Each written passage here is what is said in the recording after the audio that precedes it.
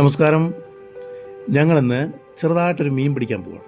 അതായത് പോകുന്നത് ഇപ്പം നമ്മൾ ഈ കാണുന്നത് കുറുനദിയിലെ ബ്രിഡ്ജാണ്. ഇത് കാണുന്ന കുറുനദിയാണ്. കുമേ ഡിസ്ട്രിക്റ്റിലെ മെയിൻ നദികളിലൊന്ന്. നമ്മൾ കുറുനദി പാസ് ചെയ്ത് നേരെ ചെല്ലോ വില്ലേജ്, റിയ വില്ലേജുകളിലേക്ക് പോകുന്ന വഴിയാണിത്. സൂപ്പറല്ലേ, അടിപൊളി സ്ഥലമല്ലേ. ഇത് പോകുന്ന വഴി കൂടെ നമ്മളങ്ങനെ പോകുന്നു. ഇതിലേ പോയിട്ട് കുറച്ച് ദൂരം പോയി കഴിഞ്ഞാൽ നമുക്ക് അത്യാവശ്യം ചൂണ്ടയിട്ട് മീൻ പിടിക്കാവുന്ന സ്ഥലങ്ങളുണ്ട്. ഇപ്പോൾ ഈ കഴിഞ്ഞ ആഴ്ച ഒരു ലാൻഡ് സ്ലൈഡും ഫ്ലഡും എല്ലാം കഴിഞ്ഞതാണ്. അപ്പോൾ അതിൻ്റേതായ പ്രശ്നങ്ങൾ റോഡിനൊക്കെ നന്നായിട്ടുണ്ട്. നമ്മുടെ സ്കൂളിന് അവധിയാണ്, 15 ദിവസത്തെ അവധിയാണ്. അതുകൊണ്ട് തന്നെ സ്കൂളിലിരുന്ന് ബോറടിച്ച് ഞങ്ങൾ മെല്ലെ ഒന്ന് ഇറങ്ങിയതാണ്. അത്യാവശ്യം മീനൊക്കെ ഉള്ള സ്ഥലമാണ്. അപ്പോൾ അതുകൊണ്ട് തന്നെ നമ്മൾ ആ ഒരു പ്രതീക്ഷയിലാണ് പോയിക്കൊണ്ടിരിക്കുന്നത്. ചൂണ്ടയ്ക്ക് വേണ്ട മുള ഒക്കെ നമുക്ക് ഈ പരിസരത്ത് തന്നെ കിട്ടുന്നതുകൊണ്ട് നമുക്ക് എല്ലാം വെട്ടിയെടുത്ത് എല്ലാം സെറ്റാക്കി. പണ്ട് നാട്ടിൽ എൻ്റെ ഡാഡിയൊക്കെ നമ്മളെ ചൂണ്ടയിടാൻ കൊണ്ടുപോകുമ്പോൾ ഇതെല്ലാം വെട്ടി കാണിച്ച് കെട്ടാനും എല്ലാം പഠിപ്പിച്ചുകൊണ്ട് തന്നെ നമുക്ക് അതിൻ്റെ ഒരു ഗുണമുണ്ട്. ഇപ്പോൾ അതിനൊരു ഡൗട്ടില്ലാതെ കാര്യങ്ങളെല്ലാം ചെയ്യാനുള്ളൊരു എന്താ പറയുക, ഒരു സാഹചര്യമല്ല നമുക്കുണ്ട്.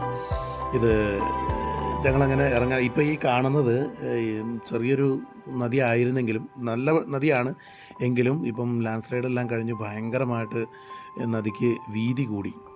കെട്ടാനൊക്കെ മാക്സിമം കുഴപ്പമില്ലാത്ത രീതിയിൽ പറ്റിയിട്ടുണ്ട്.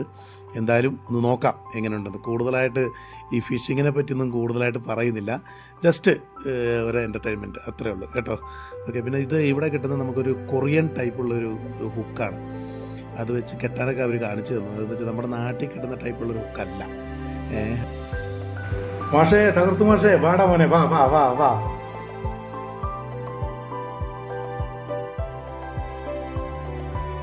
മീനെല്ലാം പിടിച്ച് കോപ്പിയിലാക്കി കിറ്റിനകത്താക്കി വളരെ ക്ഷീണിച്ച് വിഷമിച്ചിരിക്കുന്ന എൻ്റെ ദോസ്ത് ലേസ് അടിക്കുന്ന കാഴ്ചയാണ് നമ്മളിപ്പോൾ ഈ കണ്ടുകൊണ്ടിരിക്കുന്നത് അല്ലേ.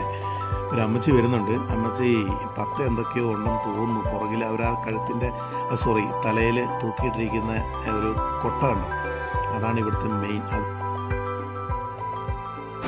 ऐसा ठीक है, किसमें है पत्ता है, लाई पत्ता नहीं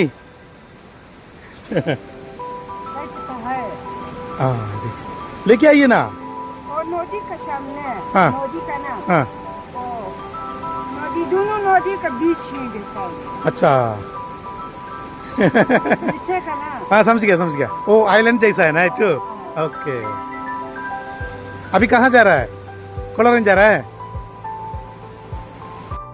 അമ്മച്ചിയോട് ഇല ചോദിച്ചു, പക്ഷെ കിട്ടിയില്ല. ഇല സൂപ്പറാണ്, നമുക്ക് നാട്ടിൽ കിട്ടുന്ന പോലെ ചീരയിലൊന്നും കിട്ടത്തില്ല. ഇവിടെ വേറെ കുറച്ച് ഇലകളൊക്കെയാണ് കിട്ടുക, പക്ഷെ കിട്ടിയില്ല. പക്ഷേ അമ്മച്ചി പറഞ്ഞു തന്നു നമുക്ക് വേറൊരു സ്ഥലത്ത് കുറച്ച് ദൂരത്ത് സ്ഥലം കിട്ടുന്നുണ്ട്, അവിടെ പോയ അടിപൊളി സ്ഥലമാണെന്നൊക്കെ പറഞ്ഞു. എന്തായാലും നാളെ മറ്റന്നത് പോയി നോക്കണം.